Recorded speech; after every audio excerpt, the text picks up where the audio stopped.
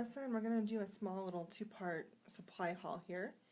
The first one that I'm going to do is going to be from my latest shipment from Wholesale Supplies, and then I'm going to do some from a local herb place. So the first thing that I got from Wholesale Supplies was 2 pounds of coconut oil. Nothing really special about coconut oil except that it is used for a base in a lot of soaps, so I ordered some more of it since I only had a couple in there. The next I got was shea butter. This is the unrefined natural shea butter. And I opened this and it stinks. I had no idea that natural shea butter smelled this bad. It smells exactly like the inside of a cigarette case or cigarette box. That kind of metal from the aluminum liner with the tobacco just coming right at you, like the dead shea butter. Exactly like that. It was just so gross. I apologize if you're a smoker. I used to be a smoker. And since I quit smoking a couple years ago, just smelling that is just, ugh, can't handle it. It's just gross. So this kind of grossed me out. So I hope it goes away in the soap. But there you go. There's a pound of it, all nice and yellow, chunked up. Should be pretty easy to measure out. Has a batch number on it. Can't see it, but it's nice that they do that. But it seems like they batch out with a lot of things. See batch number on this one too. It gives you the date and gives you a shelf life, so that's really nice. Also got some white kale in clay, 1 pound. This was super cheap. It was like $2. I got it during the flash sale, but I still think it's like $2.50 or something. I'm going to make some shaving soaps, maybe some masks out of that. So the next thing I got was palm oil. I got the big bucket because once again it was on sale during the flash sale. I had a little trouble opening the bucket. It kind of goes up, down around the edge.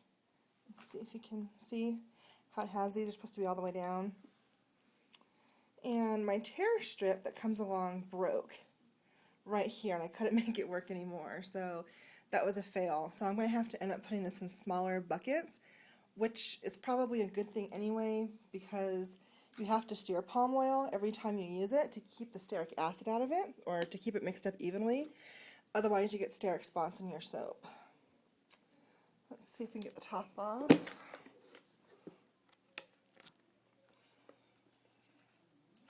Bear with me 1 second. Come on, top, come off. Came off fine yesterday.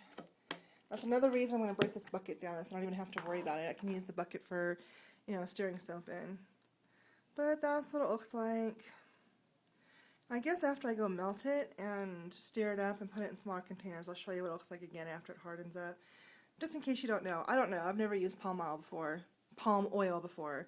So, yeah, I'll share that little experiment with you. I also got one of these little deluxe mini mixers. I got mine again from Wholesale Supplies Plus. I got it during the flash sale, so it was less than $5. You've seen probably Anne-Marie from Brambleberry uses one of these quite a bit to stir colorants in. So I thought that it would be useful to have. But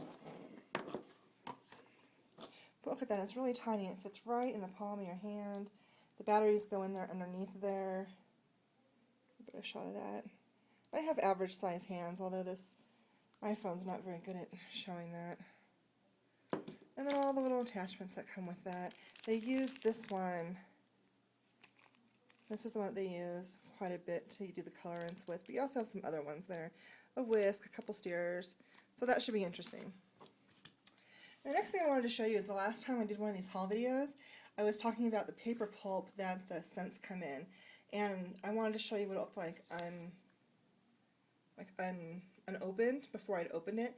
But see, that's how it has the electrical tape on the outside, the recycled paper, the paper pulp. And I was saying that I really appreciated the packaging because I do live out in the middle of nowhere. And so if you live out in the middle of nowhere like I do and shipping takes extra time to get to you, if one of these breaks and you have to send for a replacement, you have to wait for it to come, that's a waste of your time. So the fact that they protect these bottles from leaking and breaking, even though they package it in like 100 pounds of bubble wrap, or not bubble wrap, it was popcorn, the packing peanuts, like I still really like this. It was great. So give me a second to get that unwrapped, and then I will show it to you and give you tell you what it smells like. I don't even know if you can see that's how I have it wrapped up right there.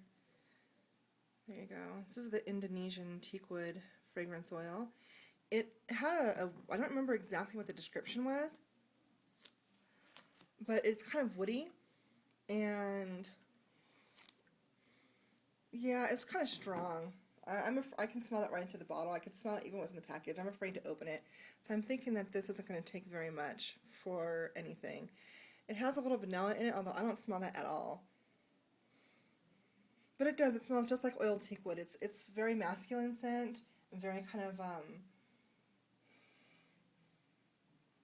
little oily, a little soft. It's pretty complex. It's very strong. So I'm only going to use a little bit, and I'll tell you how that turns out. I'm probably going to use it in the shaving soap that I'm using for my dad.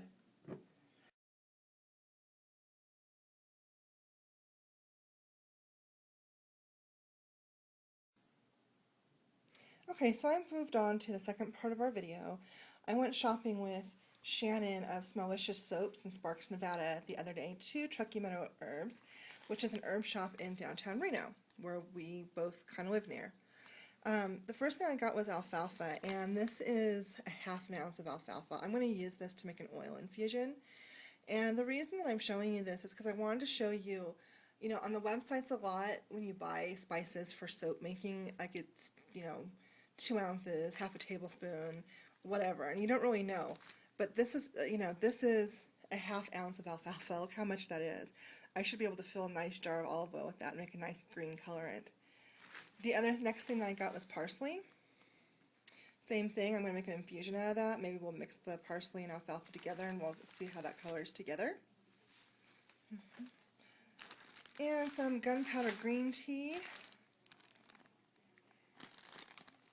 I don't remember how much I got of this one. I think it was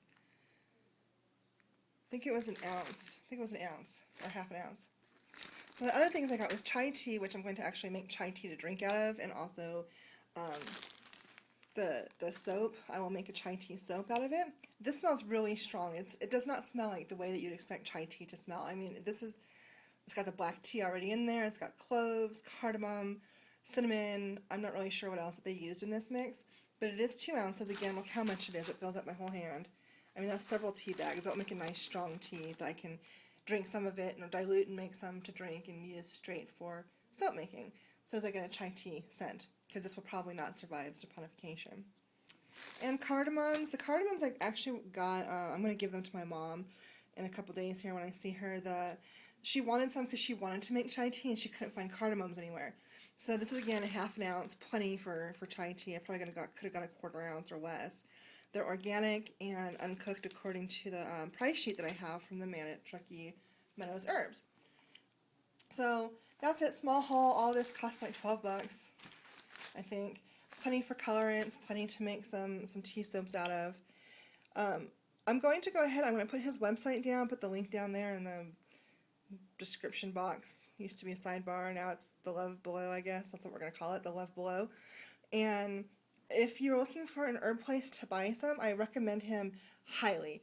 He was very nice. He knew exactly what he had in stock. He's been in business in that spot for 30 years.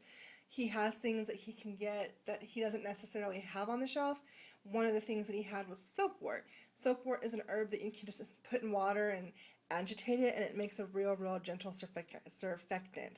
So a little itty bitty sense, if you have really sensitive skin, you can probably use it as a water rinse for your hair or for your skin if you can't use soap at all.